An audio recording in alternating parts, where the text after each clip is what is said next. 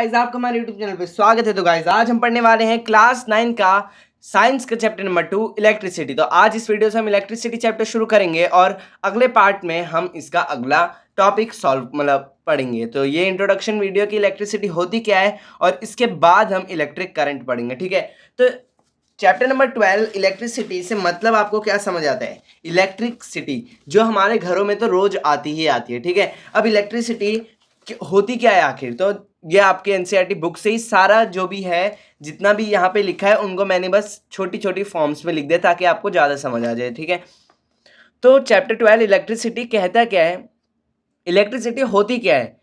Cities of electron. यहाँ पे आप देखोगे तो मैंने लिखा है सिटीज ऑफ इलेक्ट्रॉन। अब किस तौर पे मतलब इलेक्ट्रॉन्स की सिटी बोली है? इलेक्ट्रिसिटी में जब भी कोई चीज दौड़ती है, बहुत सारे इलेक्ट्रॉन एक साथ जब जाते हैं तो इलेक्ट्रिसिटी पैदा होती है, और इसी जाने को हम फ्लो कहते हैं। और जो इलेक्ट्रॉन्स होते हैं वो क्या होते हैं? हमारे चार्ज होते हैं। उन इलेक्ट्रॉन्स पे कुछ चार्ज होता है, और वो जब बहुत सारा चार्ज एक साथ बहता है तो हमारी क्या बनती है? हमारी इलेक्ट्रिसिटी जनरेट होती है। ठीक है, अब नेक्स्ट टॉपिक पढ़ेंगे हम इलेक्ट्रिक करंट। यहाँ पे जैसे कि आप देखोगे तो मैंने लिखा है electricity is a form of energy. Electricity एक एनर्जी की फॉर्म है। इससे हमें क्या मिल रहा है? हमारा काम जल्दी हो पाता है ना। अगर इलेक्ट्रिसिटी नहीं होती तो क्या आज हम हवा हवा हाथ पंखे से ही हवा कर रहे होते? पंखे से हम नहीं कर पाते। अगर हमें आज कुकर बोल रहा हूँ, चावल बनाने हैं, तो हम क्या करेंगे? इलेक्ट्रिक कुकर में हम बना सकते हैं, जो बहुत ईजी हो जाता है। ठीक है, बहुत सारी चीजें हैं जो हम अपने हाथों से ना करके इलेक्ट्रिसिटी के द्वारा करा सकते हैं। ठीक है, अब इलेक्ट्रिक करंट क्या होता है? इलेक्ट्रिक करंट को मैंने यहाँ पे लिखा है आई, तो इसको आई से डिनोट करते हैं। अगर आपको इलेक्ट्रिक करंट कहीं लिखना है तो आप आई लिख के इक्वल टू जितना है वो लिख सकते हैं। ठीक है, flow of electric charge through a close path in per unit of time called electric current. Flow of electric charge का बहना एक क्लोज पाथ से, वो भी कुछ यूनिट टाइम में, उसको हम इलेक्ट्रिक करंट कहते हैं। ठीक है, कि जैसे कि आप एक वायर मान लो, तो जैसे कि एक ये वायर है, मतलब कंडक्टर है। अब इस वायर के अंदर फ्लो ऑफ इलेक्ट्रिक चार्ज, यहाँ पे इलेक्ट्रिक चार्ज जा रहे हैं बहुत सारे। ठीक है, इलेक्ट्रॉन्स कैसे चार्ज के होते हैं? माइनस चार्ज के होते हैं ना। तो बहुत सारे इलेक्ट्रॉन क्या कर रहे हैं? फ्लो कर रहे हैं इस डायरेक्शन में, समझ लो। ठीक है, तो बहुत सारे चार्ज पार्टिकल जब फ्लो करते हैं एक क्लोज पाथ में। अब यहाँ पे एक बल्ब है और यहाँ पे बैटरी है। ठीक है, ये एक रफ डायग्राम बनाए, देखो।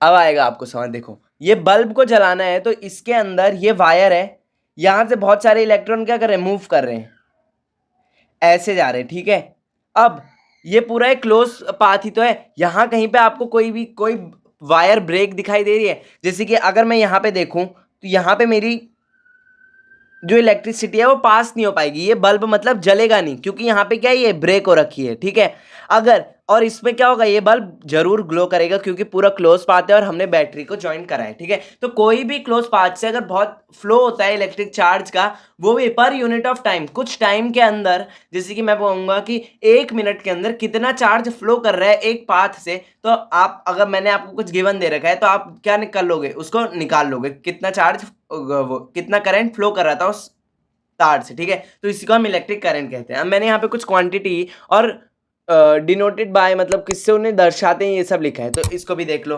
इलेक्ट्रिक करंट को आई से दर्शाते हैं और इसकी यूनिट होती है एम्पियर। इलेक्ट्रिक करंट आपने सुना होगा कि आपके घर पे कितने मतलब एम्पियर में देखते हैं ना।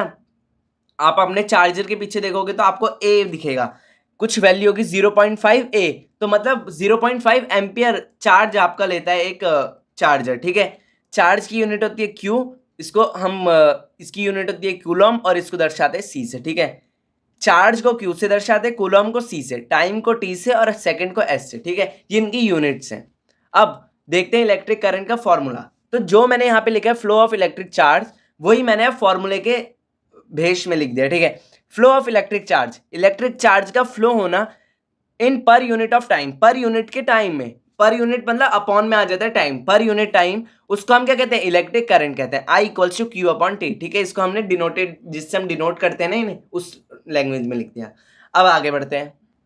तो अब एक यूनिट तो होती है जो हमें पहले से दी रहती है, और एक यूनिट होती है हम जो खुद डिराइव्ड करते हैं, तो इसको हम अनदर यूनिट भी कहते हैं और डिराइव्ड यूनिट भी कहते हैं। डिराइव्ड मतलब जिसको हम खुद निकालते हैं, ठीक है। तो I equals to Q upon T किसका फॉर्मूला होता है? इलेक्ट्रिक करंट का, अभी बताया। अब कूलम्ब को हम किससे डिनोट करते थे? आपको याद होगा तो C से हम कूलम्ब को डिनोट करते हैं, सॉरी चार्ज को हम C से डिनोट करते हैं। अभी आप यहां देखोगे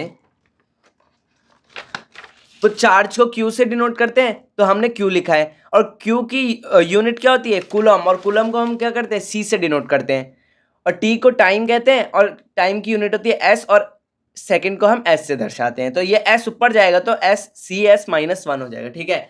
अब हम देखते हैं इलेक्ट्रिक चार्ज। इलेक्ट्रिक चार्ज कितने प्रकार के होते हैं? प्रोटॉन और इलेक्ट्रॉन। आपने सुना होगा ये कौन से चैप्टर में? एटम एंड मॉलिक्यूल चैप्टर में, क्लास 9 में, प्रोटॉन न्यूट्रॉन और इलेक्ट्रॉन, ठीक है। पर इन तीनों में से सिर्फ दो में चार्ज होता है, एक में पॉजिटिव और एक में नेगेटिव। अब प्रोटॉन में कितने कूलम चार्ज होता है हम ये देखेंगे। तो एक प्रोटॉन में 1.6 10⁻⁻19 कूलम चार्ज होता है, ठीक है। और एक इलेक्ट्रॉन में क्वांटिटी सेम रहेगी पर साइन माइनस का आ जाएगा, ठीक है। माइनस का 1.6 10⁻⁻19 कूलम चार्ज होता है। अब 12.1 एग्जाम्पल देखते हैं। तो ये एग्जाम्पल क्या कह रहा है? A current of 0.5 ampere is drawn by a filament of an electric bulb for 10 minutes. Find the amount of electric charge that flow through the circuit.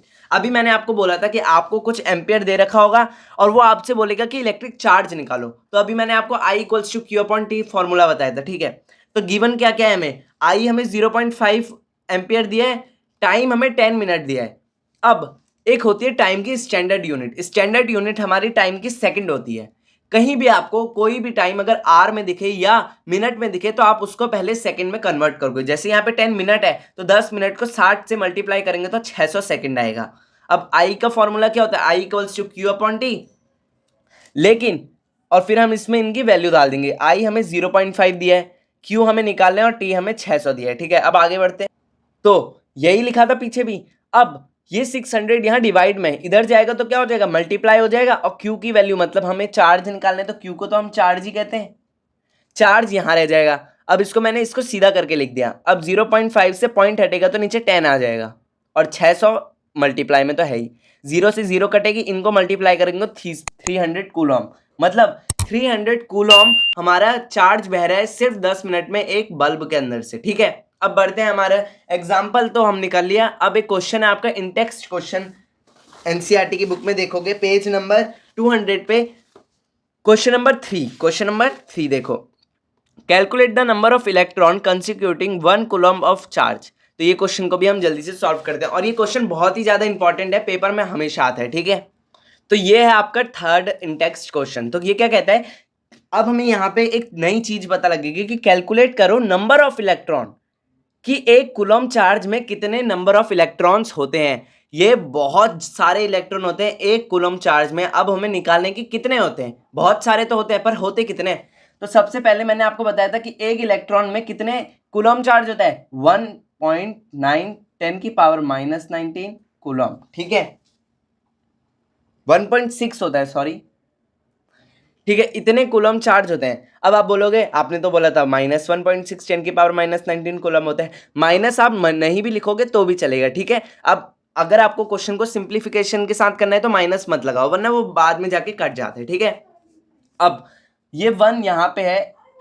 अब ये जो यहाँ पे लिखा है, ये क्या लिखा है कि 1.6 10⁻⁻19 मल्टीप्लाई हो रहा है 1 कूलम से, ठीक है। यही तो लिखा है, तभी तो यहाँ क्या आंसर आ रहा है? इन दोनों को मल्टीप्लाई करेंगे तो 1.6 10⁻⁻19 कूलम।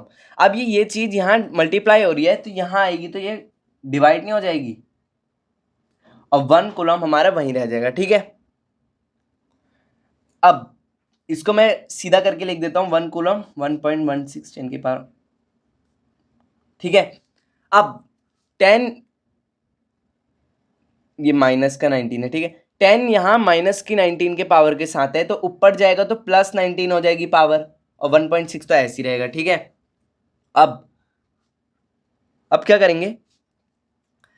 10 की पावर 19 इंटू 1.6। अब हम पॉइंट हटाएंगे यहाँ का तो 10 आ जाएगा, और ये कट जाएगा 5 और 8 से, ठीक है, 10, 19, 10, 58, ठीक है।